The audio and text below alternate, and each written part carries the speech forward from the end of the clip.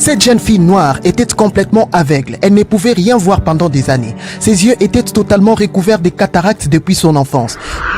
Lors d'une campagne de William Branham en Arkansas en 1946, elle vint avec son père pour rencontrer le prophète pour que ce dernier prie en faveur de ses yeux. Mais lorsqu'elle arrive sur les lieux avec son père, les deux vont se perdre l'un et l'autre à cause de la foule et de l'agitation qu'ils y trouvèrent. À cet instant, tout l'espoir que la fille avait pour sa guérison s'est volatilise. Elle vient de perdre son père dans la foule. Elle va se retrouver seule dans le désespoir. Mais ce qu'elle ignorait encore est que, dans les quelques minutes qui vont suivre, elle fera une rencontre mystérieuse qui va complètement changer l'histoire de sa vie. Mais avant tout, abonnez-vous sur notre chaîne YouTube William Branham Bibliothèque pour ne pas manquer ce genre de vidéos incroyables. Cette histoire nous amène dans la ville de Jonesboro, dans l'état de l'Arkansas, en novembre 1946. C'est dans cette ville qu'à l'époque, le prophète fera la plus longue ligne de prière de tout son ministère. Branham va rester sur l'estrade pendant 8 jours et 8 nuits d'affilée, en train de prier pour le malade dans une ligne de prière interminable. L'auditorium était toujours archi-comble. Plus ou moins 20 000 personnes s'y rassemblaient chaque soirée, au point qu'il n'y avait plus de place à l'intérieur du bâtiment. Le dernier jour de ces réunions, cette jeune fille en provenance de la ville de Memphis arriva par bus devant l'auditorium de ces réunions en compagnie de son père. Mais lorsque les deux vont descendre de leur bus, ils se sont rendus directement compte qu'il leur serait difficile d'accéder dans l'auditorium et d'avoir une carte de prière.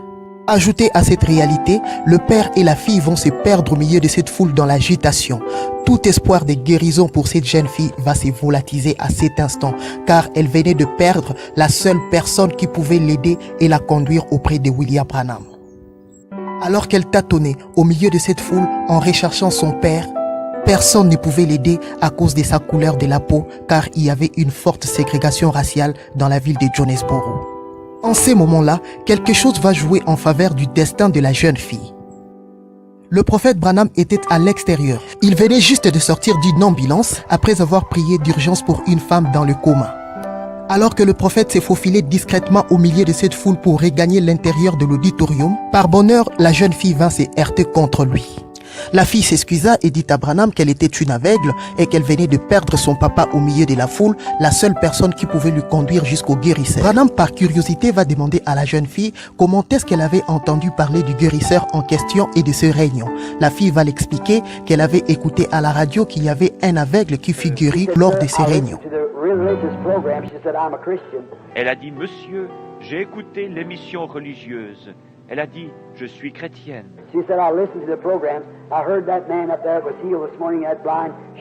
J'ai écouté les émissions. Ce matin, j'ai entendu parler de cet homme là-bas qui a été guéri. La fille demanda d'abord à Branham s'il pouvait bien l'aider en la ramenant tout simplement dans le bus où elle pouvait retrouver son papa. Et par la suite, elle lui dit s'il pouvait peut-être lui amener vers ses guérisseurs, elle sera guérie et ainsi elle pourra retrouver son papa toute seule.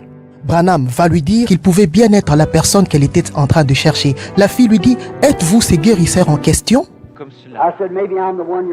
J'ai dit, peut-être que je suis celui que vous cherchez. Elle a dit, me saisissant par le revers du veston, elle a dit, est-ce vous le guérisseur? J'ai répondu, non sœur, mais je suis frère Branham. Elle a dit, ayez pitié. Pour la guérison de cette jeune fille aveugle, Branham va rappeler à Dieu que cette jeune fille, étant une noire, elle était une descendance de Simon de Cyrène qu'il avait aidé un jour à transporter sa croix. En posant mes mains sur ses yeux,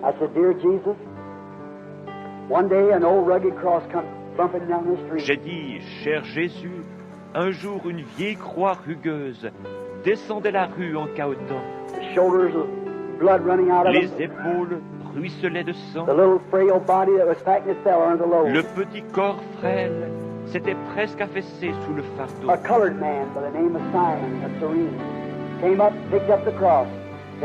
Un homme de couleur du nom de Simon de Cyrène s'approcha et prit la croix, l'aida à la porter. Je suis sûr que tu t'en souviens, Père. Et l'un de ses enfants chancelle ici dans l'obscurité. Je suis sûr que tu comprends. Elle a dit, gloire à Dieu, je peux voir. J'ai dit, pouvez-vous voir? Elle a répondu, oui, monsieur. De la même façon que Simon de Cyrène avait aidé Jésus à transporter sa croix, Branham rappela à Dieu d'avoir pitié de cette jeune fille noire aveugle et de la redonner la vie puisqu'elle était une descendance de Simon de Cyrène.